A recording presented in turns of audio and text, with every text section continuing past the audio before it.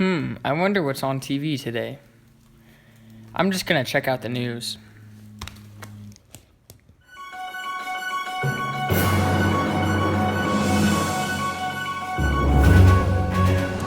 Hello, this is Sarah Chang reporting from the base of the Golden Gate Bridge in the city of San Francisco. Today I will be discussing a historic issue regarding the bridge's architecture and construction in the 1930s. The bridge links the city of San Francisco to Marin County and serves as a major route of trade. But it really is a miracle that it is standing here today. Many forces were opposed to its construction. In fact, 2,300 lawsuits were filed in the year 1930 alone. Environmentalists believed it would ruin the bay's beauty, and the Ship Owners Association of the Pacific Coast thought that the bridge would prevent large cargo ships from entering the harbor. And taxpayers simply didn't want to fund this expensive project. Legal battles raged for years, but the final lawsuit that stood in the way of the Golden Gate Bridge construction regarded the taxpayer companies of Del Norte and Garland. They claimed that the taxation system was unfair and were certain that the project would go over budget and didn't want to pay the extra expenses.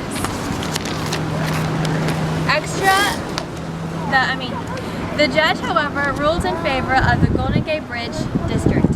Construction officially started in 1933 and finished in 1937. Despite the many obstacles, the Golden Gate Bridge stands here today and is known as a significant landmark of California and provides reliable transportation for millions of people each year. Alright, this concludes our segment. That was so boring. It's putting me to sleep. I wonder what's on the History Channel. Maybe that will be more entertaining. The golden ages of a strong economy, growing urban population, and technical advances became a disaster. Today we saw natural disasters as well as man-made ones. People in the Plains states suffered through what is believed to be the worst drought in American history. Hundreds of severe dust storms or black blizzards that carried away soil, like the one right now, and made it all but impossible for these farmers to plant crops. Quick update, it's 1940 and about 2.5 million people had abandoned their farms in this dust bowl, and about 10% headed west to California. The dust bowl was caused by severe drought and wind erosion. This dust swept across the sky, and here I am living in California. There is no way of escaping this. Yeah, this is boring. All we can do is just sit on our dusty chairs and look at each other through the fog. In the room where the fog settles and the gray is silently covering everything. Where the fog, including ourselves, is covering us in the thick gray blanket. Am I tripping, or is that a giraffe in the background? I'll see if Banana Talk has anything interesting. Alright, this is James with Banana Talk here, and we're interviewing Christian Lucas about his opinions on the 1930s. Alright, now Christian, how do you think the artists in the 1930s were able to entertain people during the Great Depression? Well, they had entertained people by having scenery and landscapes in their works of art to catch the people's attention. That's interesting. What are your thoughts about the artists borrowing images from pop culture? Well, artists need an idea for the pictures, and they need to copy some part of it for the entertainment of the people.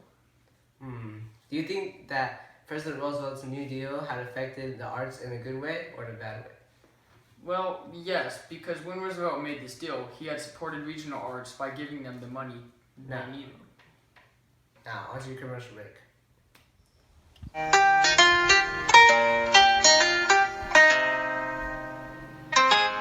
This weekend at Bass Pro Shops, there is a sale on binoculars. This type of binoculars have been around since the 1930s. Enjoy the many advantages of owning the binoculars that allow you to explore the beauty of nature.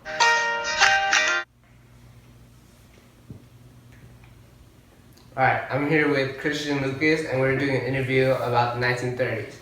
Alright, what are your opinions during the Great Depression and why did America lose its pride? Well, you see, James, ever since the birth of the United States, U.S. citizens have had a great sense of patriotism.